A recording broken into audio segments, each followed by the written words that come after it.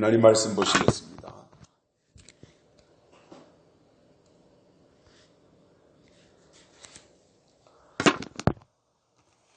오늘 우리에게 주시는 하나님 말씀 예레미야 30장 11절입니다.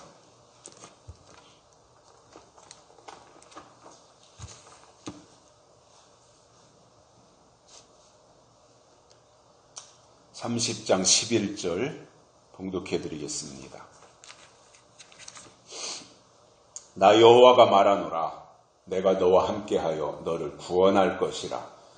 내가 너를 흩었던 그 열방은 진멸한다 할지라도 너는 진멸하지 아니하리라. 그러나 내가 공도로 너를 징책할 것이요 결코 무죄한 자로 여기지 아니하리라. 아멘. 무더운 날씨에 한 주간 동안도 평안하셨습니까?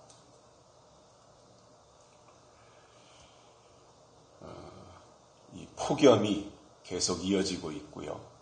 세계적인 재난으로 확장되고 있다고 합니다. 유럽 쪽에도 폭염 때문에 지금 난리가 나고 있는 상황. 우리가 관리를 잘해서 이 폭염도 잘 극복해야 할 것 같습니다. 무더운 여름에 부채만 있어도 행복했던 때가 있었습니다.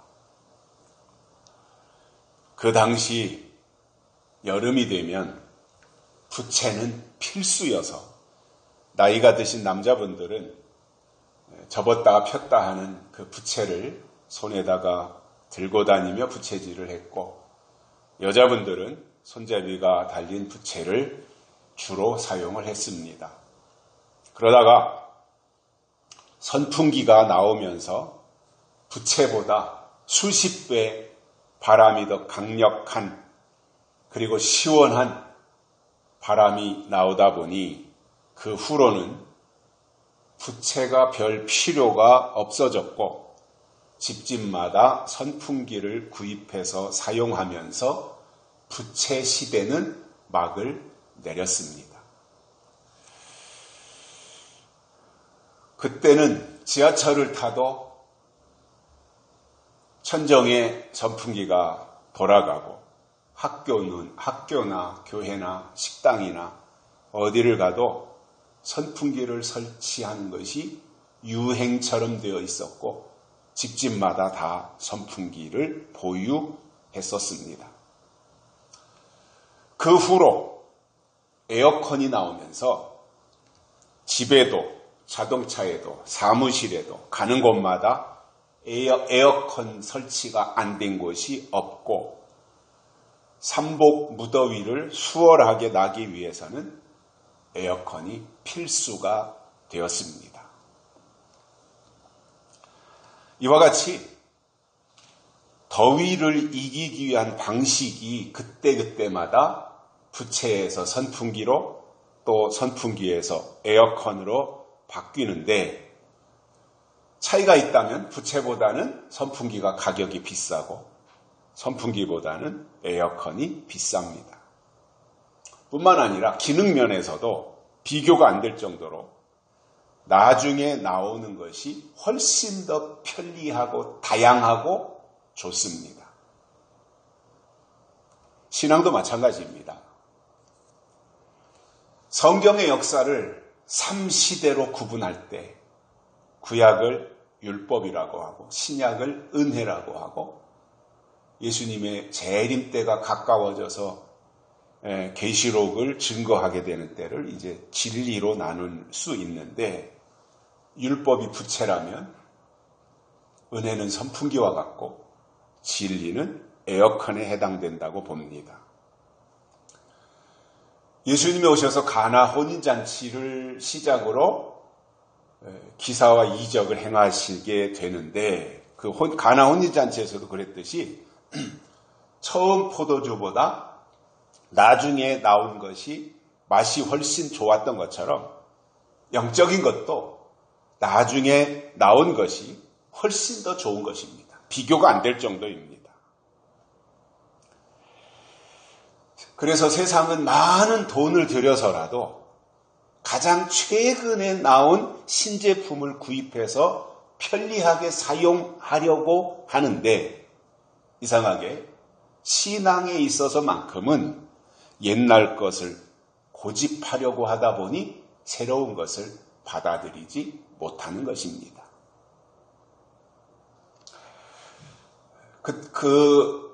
그렇게 했던 사람들이 바리새인들이었고 옛 것을 고집하다가 새 것을 받아들이지 않으면 새 사람이 될 수 없으며 새 시대에 쓰임도 받지 못합니다. 하나님은 우리가 예수님 초림 때 바리새인들처럼 옛 것만 고수하고 있는 것을 원치 않습니다. 오히려 때를 따라 위로부터 내려주시는 영의 양식을 먹고 속사람이 새로워져서 하나님의 선하시고 하나님의 기뻐하시고 하나님의 온전하신 뜻이 무엇인지를 분별하기를 원하고 계십니다. 오늘은 만군의 여호와가 하신 말씀 세 번째 시간으로 본문을 통해서 세 가지를 깨닫고 은혜를 받겠습니다. 첫째, 너를 구원할 것이다 이렇게 말씀하셨습니다. 유다를 향해서 하신 말씀입니다. 너를 구원할 것이다.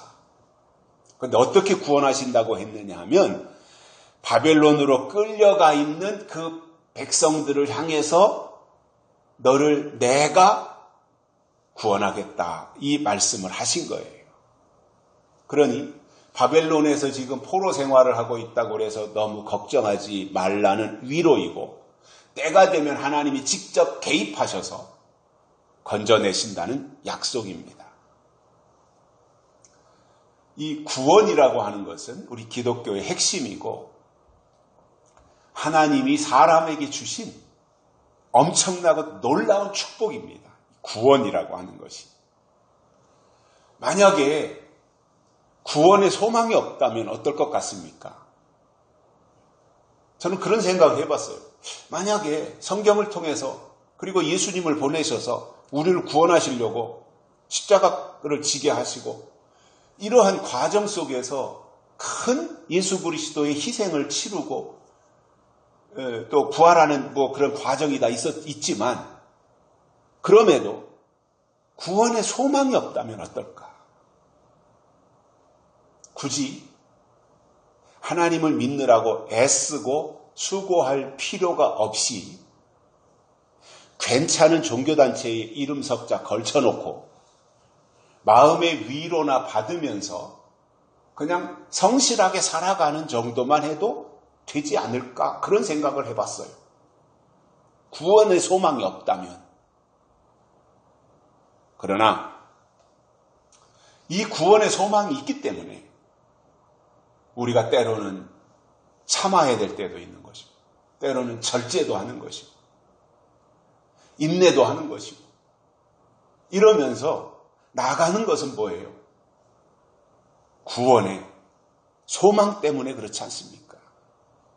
그래서 하나님은 우리에게 하나님의 형상대로 지음받은 사람이 하나님을 믿으면 하나님은 그를 구원하시겠다라는 약속을 주셨습니다. 우리 기독교에서 말씀하고 있는 구원은 죄와 죽음 그리고 하나님과의 단절로부터 완전히 해방되어서 영원한 생명을 얻는 것을 의미합니다. 또한 하나님을 믿는 사람들이 땅에서 수명을 다하고 죽음 이후에 천국으로 들어가는 것을 의미합니다.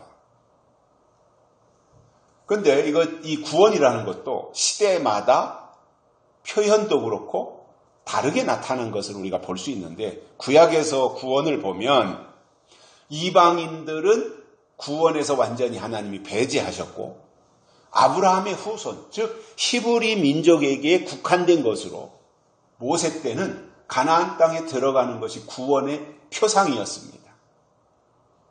그 후로 구약의 성도들은 율법을 지키면서 장차 오실 메시아를 대면하지는 못했지만 메시아가 오실 것이라고 하는 하나님의 뜻이 이루어질 것이라고 하는 그 약속을 믿고 하나님의 뜻에 순종함으로 구원에 참여했습니다. 신약에서 구원은 주님의 몸된 교회를 통해서 예수님을 믿고 성령으로 거듭나면 그의 육신은 죽어서 흙으로 돌아가고 영은 하나님이 계신 천국으로 데려가신다고 하는 것입니다.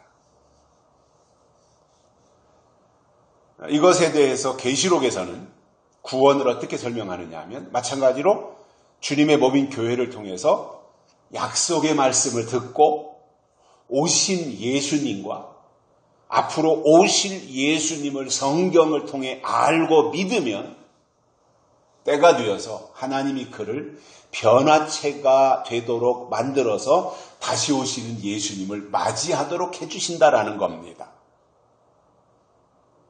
그러면 요한계시록 9장에 나오는 5째 나팔과 6째 나팔을 환란이라 이렇게 부르는데 그 환란에 들어가지 않기 위해서는 우리가 구원을 받아야 된다라는 거예요. 그래서 저는 그런 생각을 합니다. 우리가 예수님을 믿고 그래서 예수님이 하나님이 예비하신 그 세계에 우리가 들어가는 그 구원, 그것이 궁극적이며 본질적인 구원의 스토리가 되지만 그러나 계시록 8장 9장에서 설명하는 것처럼 그것이 이제 환란인데 그 환란에 들어가지 않는 것도 구원이에요. 또 천년왕국에 들어가는 것도 구원이에요. 뿐만 아니라 다시 오시는 예수님을 신부로 맞이하는 것도 구원이에요.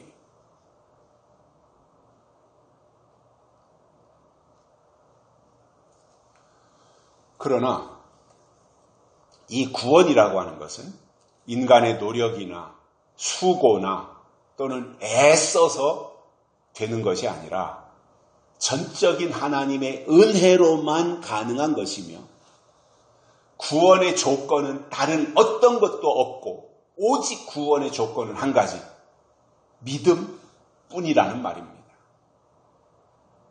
그래서 우리가 하나님을 믿는다고 할 때 약속을 믿는 거예요. 또 우리가 성경을 믿는다 또는 복음서를 믿는다 또는 예언서를 믿는다 계시록을 믿는다 할 때 그 속에 담겨진 하나님의 약속을 믿는 거예요. 시대마다 살았던 하나님의 사람들에게 주신 약속들이 있었지 않습니까? 구약에서도 그렇고요. 그래서 그 시대에 살았던 사람들은 하나님이 그때 주신 약속을 지키는 것을 하나님은 믿음으로 여기셨다는 말이에요.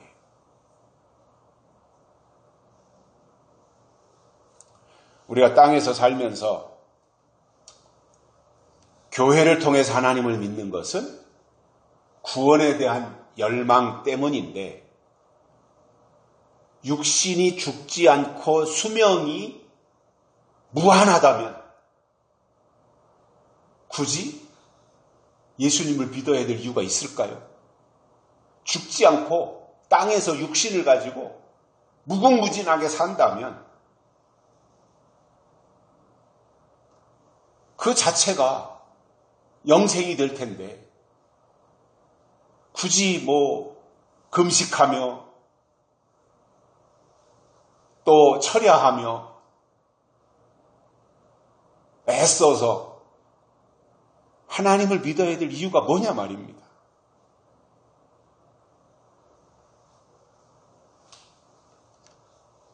그러나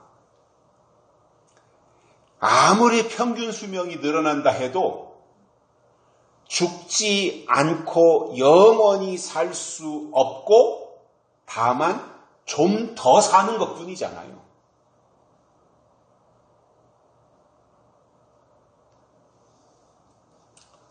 진시황은 중국 최초의 황제로 중국 중국 전체를 다 통일한 왕으로 유명합니다. 그래서 최초의 황제가 되었고요. 그리고 역사적으로도 엄청난 업적을 남긴 왕으로 기록되어 있는 사람이 바로 진시 황제입니다. 그러나 그가 이 허황된 생각에 빠져가지고 불로초를 찾아오라고 신하들을 보냈던 거예요. 불로초 찾아와라. 나 늙고 싶지 않다. 나 죽고 싶지 않다. 그래서 이 진시황은 그 황제라고 하는 그 자리에 오랫동안 머물고 싶어서 이곳저곳으로 다 불로초 찾으러 사람들을 보냈었지만 그러나 그가 50살의 나이에 죽었습니다.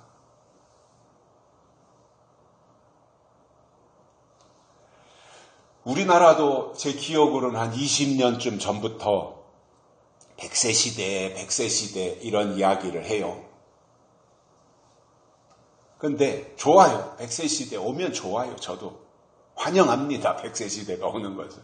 그런데 문제가 뭐냐면 건강한 100세라야 오래 사는 것도 좋지 골골 100세가 무슨 의미가 있습니까?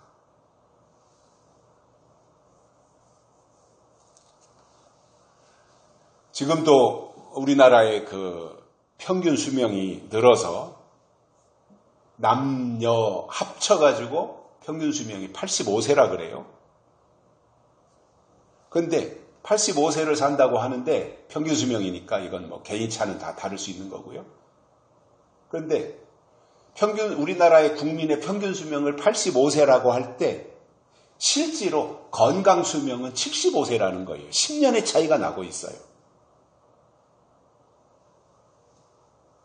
그러면 노년에 10년은 병이 들어가지고 어렵게 누군가의 도움과 부축을 받으며 살아야 된다는 거잖아요.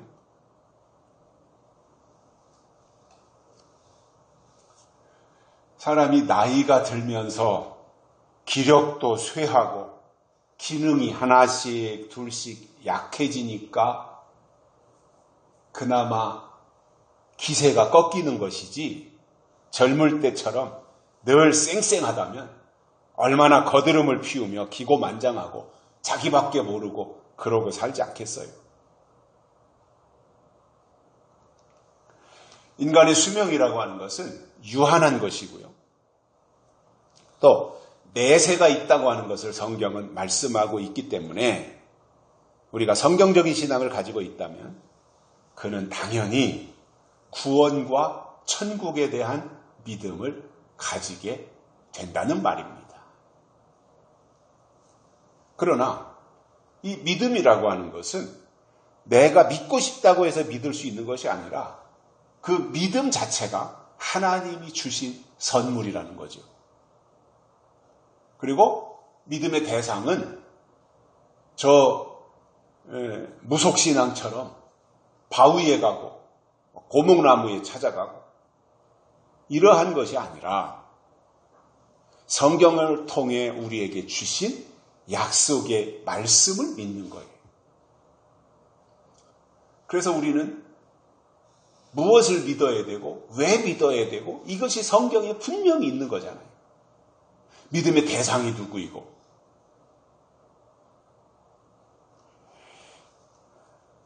그런데 이 바벨론의 포로로 잡혀가 있는 그들을 하나님이 구원하시겠다. 이것은 다른 어떤 것과도 비교할 수 없는 큰 내용이었던 겁니다. 포로 생활을 하고 있지만 걱정하지 말라는 거예요. 내가 너를 구원하겠다라고 하나님이 말씀을 하셨기 때문입니다. 그런데 계시록 17장과 18장에도 보면 바벨론이 등장을 합니다.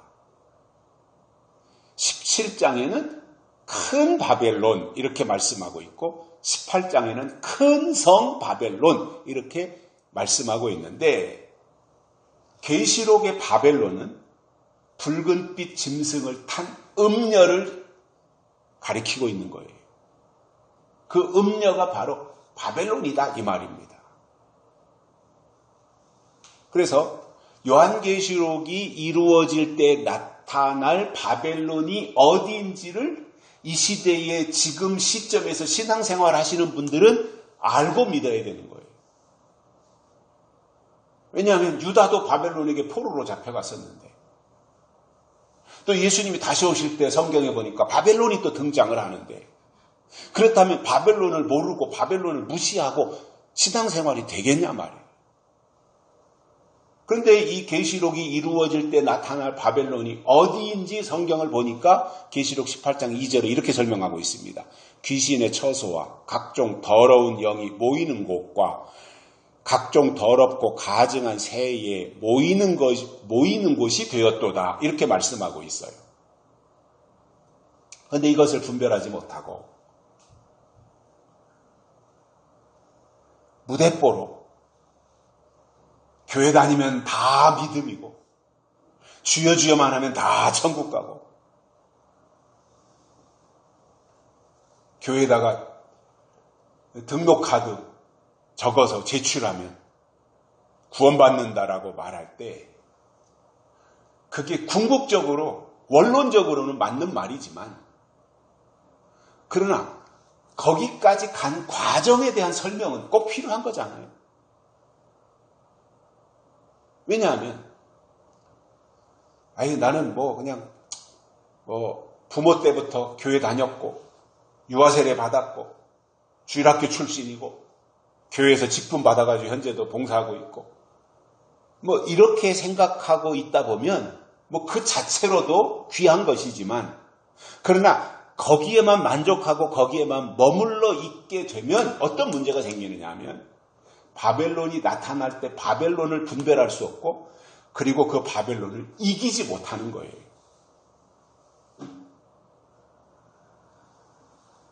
저는 앞으로도 요한계시록에 나오는 바벨론이 문제가 될 것이라고 보는데 안타깝게도 교회는 바벨론에 대해서 거의 말하지 않습니다. 말을 하더라도 역사 속에 나타났던 과거의 바벨론을 말하지 앞으로 교회 안에 등장할 이 계시록의 바벨론에 대해서 말하지 않아요.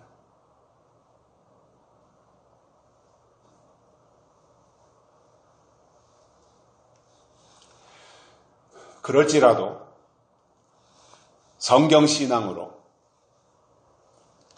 무장해서 바벨론에게 사로잡히는 일은 없어야 하고 주님의 나라가 이 땅에 임할 때까지 바벨론을 물리치는 신앙생활을 해야 하나님의 사람으로 인정을 받을 수 있게 되는 거예요. 그러기 위해서는 앞으로 나타날 바벨론이 누구인지, 바벨론이 어디에서 나와서 누구를 미혹하는지, 그 바벨론을 어떻게 이길 수 있는지 이러한 것을 계시록을 통해서 깨달아야 된다는 말입니다. 두 번째로는 너는 진멸하지 아니하리라 이렇게 말씀하셨어요. 그래서 이게 무슨 말이냐면 유다 백성들을 흩었던 열방은 하나님이 다 진멸하시지만 유다는 제외하신다. 진멸하지 않겠다. 이 말씀을 해 주신 겁니다. 여기서 진멸이라고 하는 것은 모조리 다 멸망시킨다. 아주 싹쓸이 해버리겠다. 이러한 의미가 되는데 그 진멸에서 유다를 제외하신다고 하는 것이 하나님의 은혜이고 하나님의 백성에 대한 사랑을 포함하고 있는 거예요. 유다가 잘나서가 아니라 유다가 똑똑해서가 아니라 하나님이 그렇게 그들을 구원하시겠다고 아브라함을 통해서 약속하신 그 약속이 살아있기 때문에 바벨론의 포로 생활하고 있는 그들을 진멸하지 않고 하나님이 건져내시겠다고 하는 거예요. 다시 말씀을 드리면 고난은 주시지만 그 고난 속에서 다시 돌이키고 깨닫고 그리고 성장하고 성숙해지도록 하는 것이 하나님의 목적이지 고난을 통해서 멸망시키시지는 않는다는 말입니다. 히브리 민족이 모세를 통해서 출애굽하고 도착한 곳이 가나안 땅이 아니라 메마르고 황량한 광야였습니다. 아마 출애굽하자마자 곧장 가나안 땅으로 데려갔다면 출애굽한 사람들이 얼마나 신바람 났겠어요. 그리고 얼마나 좋았겠어요, 그들이. 그런데 문제는 뭐예요? 430년 종 생활을 했는데 그들이 가나안 땅에 즉달같이 갔다고 해서 주인 노릇을 할 수 있냐 말이죠. 우리나라가 일제 식민지 생활을 36년 했는데 그 36년 일제 식민지 생활하고 나서 이제 해방이 된 이후 제가 어렸을 때도 이렇게 보면 모든 용어가 다 일본 말이었어요. 건축하는 데서도 그렇고 목공의 목수들 사용하는 용어도 그렇고 학교에서도 그렇고 모든 게 다 일본 용어를 다 썼어요. 요즘도 그런 아직도 남아있는 것 같아요. 다루끼 이런 얘기하는 거 보면 조그마한 사각 강목 그것을 다루끼 이렇게 표현하는 것 같아요. 그 목공하시는 분들 보면. 그러니까 이렇게 우리가 36년 동안도 일본의 식민지로 온 우리나라가 일본에게 장악되어 가지고 그렇게 살아가는데 이름도 바꾸지요. 또 우리가 말도 바꾸죠. 글씨도 다 일본말 쓰게 했죠. 이런 가운데서 우리의 모든 문화 자체를 침식하고 그런 가운데서 해방되고 났는데도 최근까지도 모든 게 일본의 잔재가 남아있었던 거잖아요. 중학교 갈 때 머리를 빡빡 깎게 한 것도 또 고등학교도 저희 때는 빡빡 깎았어요. 조금이라도 머리가 스포츠를 해도 깎았다 그러면은 체육선생님한테 끌려가가지고 혼나고 기합받고 그리고 바리깡으로 빡빡 밀어버리고 이러한 시대를 우리는 살았어요. 그게 다 일본의 잔재지 않습니까? 아니 36년의 잔재도 그렇게 남아있어가지고 뿌리 깊게 있었는데 430년 동안이면 완전히 애굽 사람이 된 거지요. 히브리 민족이 애굽 사람이 다 된 거지요. 그런데 그 사람들을 너는 내가 택한 백성이니까 내가 택했으니까 이리 와 가나안 땅에 들어가서 그 가나안 땅에서 이제 살아 그런다고 해서 순식간에 그들의 모든 의식 구조가 한 번에 다 바뀌나요? 그렇지 않거든요. 그렇기 때문에 광야가 필요했던 거잖아요. 광야에서 새로 지으심을 받아야 되기 때문에. 그런데 이제 광야에 나왔을 때 그들의 문제는 힘들고 불편하니까 애굽으로 돌아갈 생각을 하는 거예요. 힘들고 불편할수록 하나님이 우리에게 약속한 가나안 땅을 그리워하고 가나안 땅을 사모하고 가나안 땅으로 갈 생각을 해야 되는데 거꾸로 애굽으로 갈 생각을 했던 거예요. 광야에서 40년 그들이 생활을 하는데 그 혹독한 시간 속에서 하나님의 목적은 광야에 있으면서 애굽의 생각을 다 씻어버리고 하나님을 의지하도록 만드는 것이 광야를 주신 하나님의 계획이었고 목적이었습니다. 그런데 광야에 나온 그들의 문제는 생각이 전혀 안 바뀌는 거예요. 하나님의 의도를 전혀 모르는 거예요.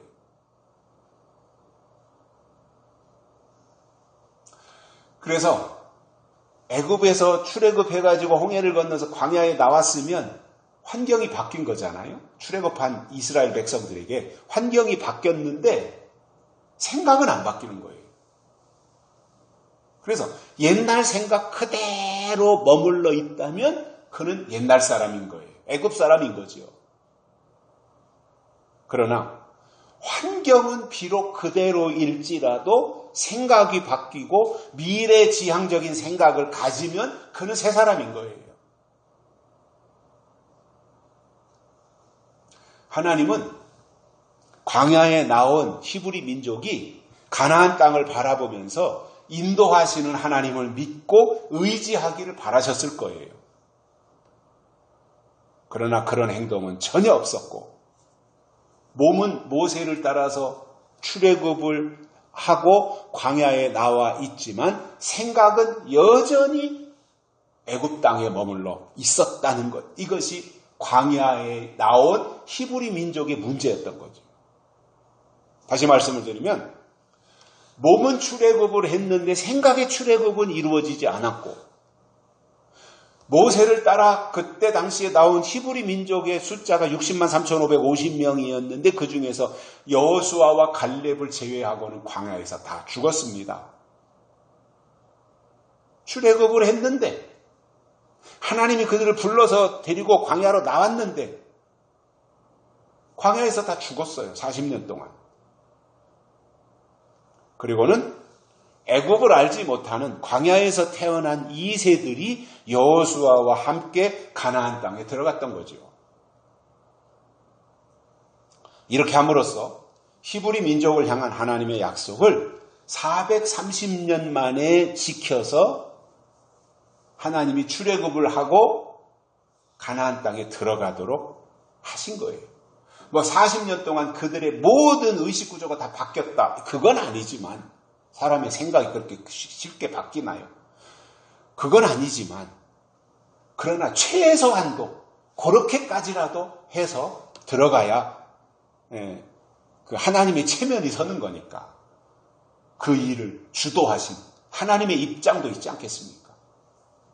전혀 형편없는 날탱이를 데려다 놓고 가지고는 안 되니까 그래도 여호수아와 갈렙과 같은 사람을 통해서 광야에서 태어난 2세들 그들을 지휘해가지고 가나안 땅으로 들어갔던 것이고요. 그렇게 함으로써 히브리 민족을 향한 하나님의 약속을 430년 만에 하나님 자신이 지키신 거죠. 여기서 알 수 있는 것은 뭐예요? 하나님은 한 번만 약속하신 것이라도 반드시 지키신다라는 거예요. 다만 그 때와 시기가 언제냐라고 하는 것은 우리의 권한이 아니라 하나님의 권한, 하나님의 주권에 속한 것이다라는 말입니다. 그래서 출애굽했다고 해서 모두가 다 가나안 땅에 들어가는 것은 아니었고 광야가 끝인 사람들이 대부분이었습니다. 지금도 마찬가지로 교회 다닌다고 해서 다 천국 가는 것은 아니라 하나님의 뜻대로 해야 하나님이 예비하신 천국에 들어갈 수 있는 거지요. 그런데 이제 그것 가지고도 가끔씩 뻥을 치는 사람들이 있잖아요. 등록카드만 내면 천국 간다.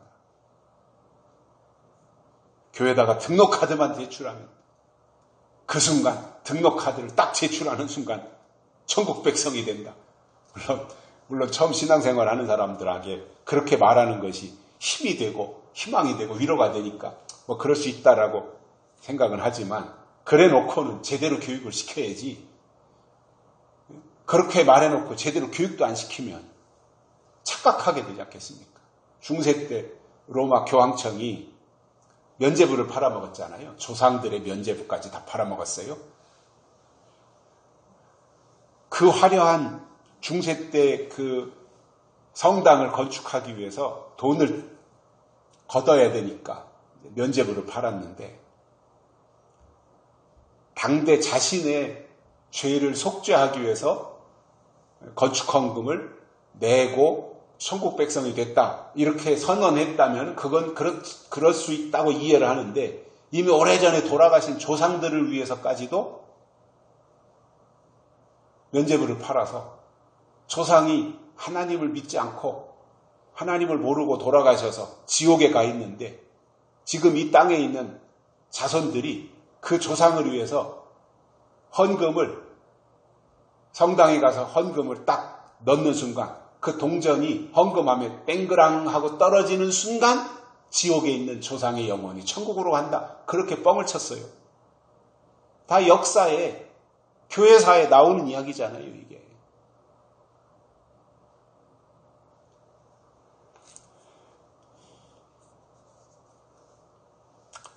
중요한 것은 현재 그의 마음과 생각이 어디에 있느냐입니다.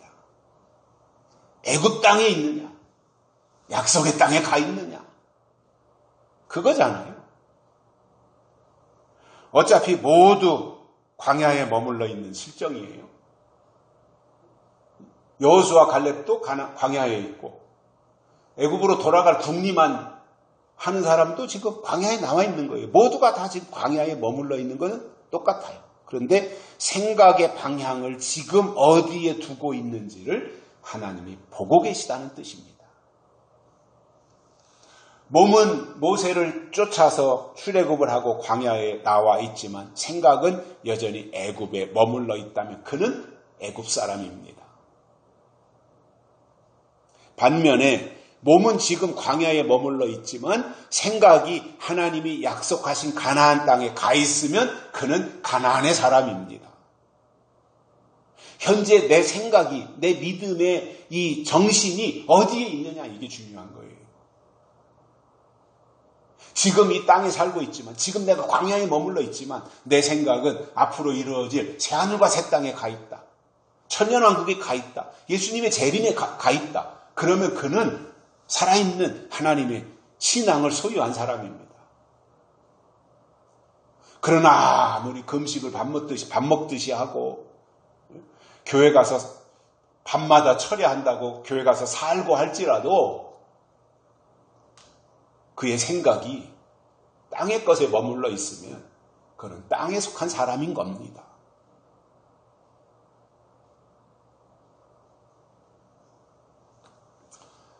그래서 새하늘과 새 땅에 누가 들어갈 수 있겠습니까?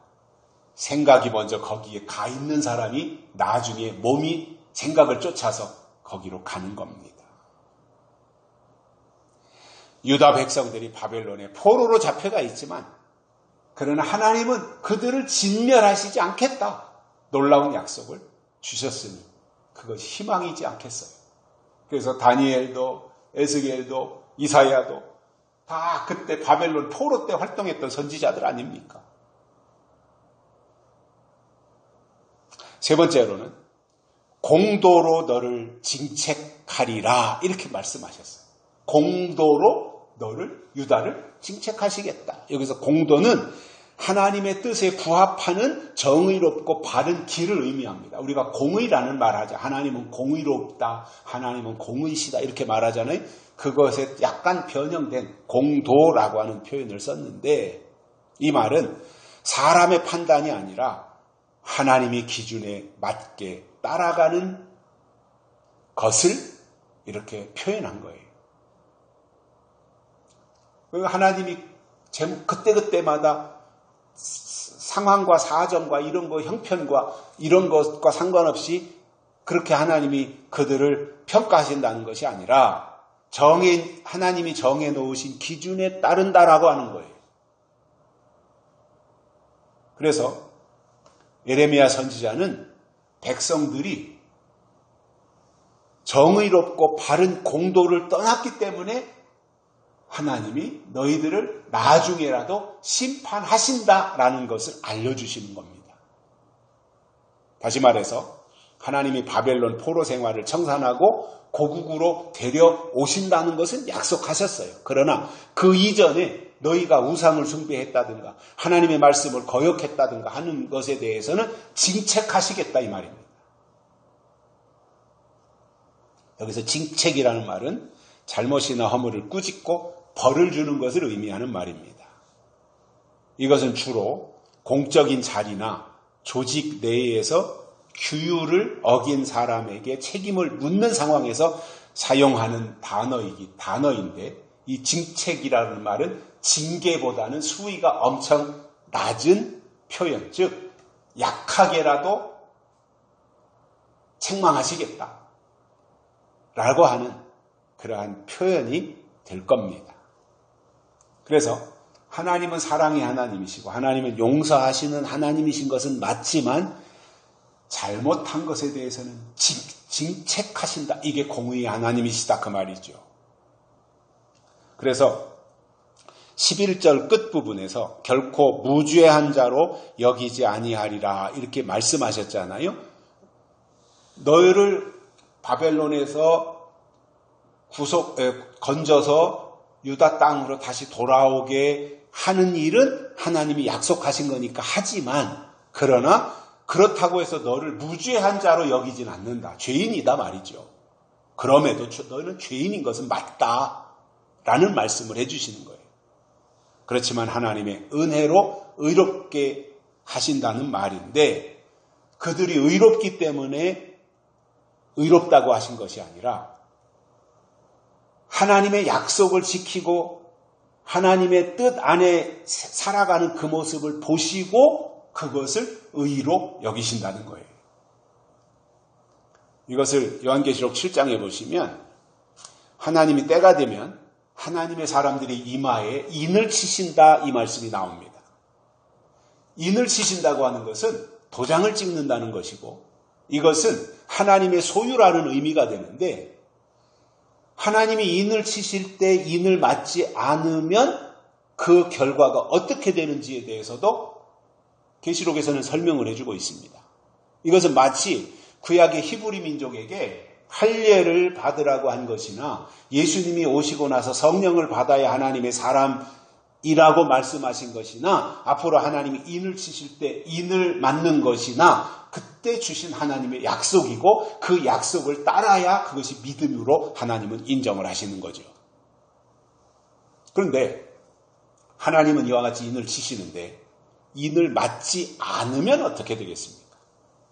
아무 때나 인 맞을 수 있는 건 아니고 하나님이 인을 치실 때가 있잖아요. 왜냐하면 성경이 그렇게 돼 있으니까. 그러면 하나님이 인을 치실 때가 되어서 인을 치시는데 그때 바리새인들처럼 자기 생각에 꽂혀가지고 인을 맞지 않으면 어떻게 되겠어요? 계시록은 그것에 대해서도 설명하는데 어떻게 설명하느냐? 짐승의 표를 받게 된다 이렇게 말씀하고 있어요. 그래서 하나님은 하나님의 종들의 이마에 인을 치시지만 사단은 사단의 종들의 오른손이나 이마에 표를 받게 한다 이렇게 말씀하고 있습니다. 그런 의미에서 계시록에서 말씀하고 있는 믿음은 하나님의 인을 맞을 것이냐 아니면 짐승의 표를 받을 것이냐 이것으로 결정된다는 거예요. 뿐만 아니라 마지막 예수님의 재림하실 때 계시록이 이루어질 때가 되면 하나님이 인을 제공하는 교회가 있고 짐승의 표를 제공하는 교회가 있다고 하는 것을 계시록은 강조하면서 이것을 분별하라고 말씀해주고 있습니다. 똑같이 교회에서 신앙생활을 했지만 단단한 식물을 먹고 영이 성장했느냐 아니면 맨날 우유나 먹는 어린아이의 수준에 머물러 있었느냐 그 결과가 하나님의 인을 받느냐 아니면 짐승의 표를 받느냐 이것으로 나타나는 것이고 결국 인과 표는 정반대의 것인데 그 사람이 지금 어디에 소속되어 있느냐를 최종적으로 나타내주는 항목이 되기도 하는 거예요. 여러분 하나님이 우리에게 요한계시록을 주신 본질적인 이유가 있습니다. 그게 뭐냐면 계시록의 말씀을 통해서 영이 성장하고 성숙해서 하나님의 뜻을 분별하고 하나님의 약속 안으로 들어가라는 거예요. 어렸을 때야 손 씻어라, 이빨 닦아라, 아침이 되면 일어나라, 밥 먹어라, 학교 가라, 시시콜콜 이래라 저래라 다 말하지만 어느 정도 성장하면 자기가 할 일을 스스로 알아서 하는 거예요. 20살이 넘고 30살이 넘었는데도 맨날 일어나라, 이빨 닦아라, 밥 먹어라 그렇게 할 수 있겠습니까? 스스로 알아서 자기가 할 일을 자기가 알아서 하는 거죠. 하나님도 마찬가지예요. 우리가 하나님의 뜻을 스스로 깨닫고 하나님의 길로 가기를 원하시는 거예요. 그게 성장한 증거가 되는 거예요.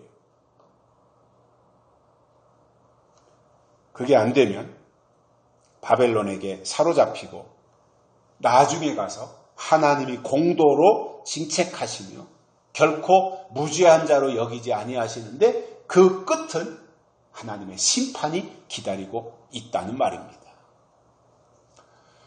하나님은 물론 사랑이시지만 나중에 가서는 심판하시는 하나님이시고 이것이 하나님의 공의에 해당하는 겁니다.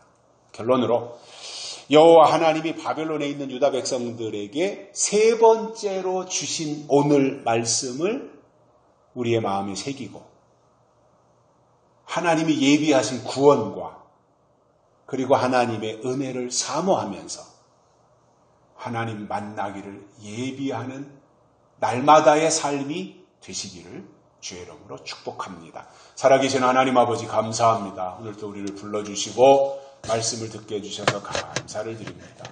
주신 말씀 우리의 생각과 마음에 새기고 하나님의 뜻과 계획 안에서 우리가 살아갈 수 있도록 은혜를 베풀어 주옵소서. 다시 오실 예수님의 이름으로 간절히 기도드리옵나이다. 아멘. 찬송가 424장 부르시면서 하나님께 헌금 드리시겠습니다.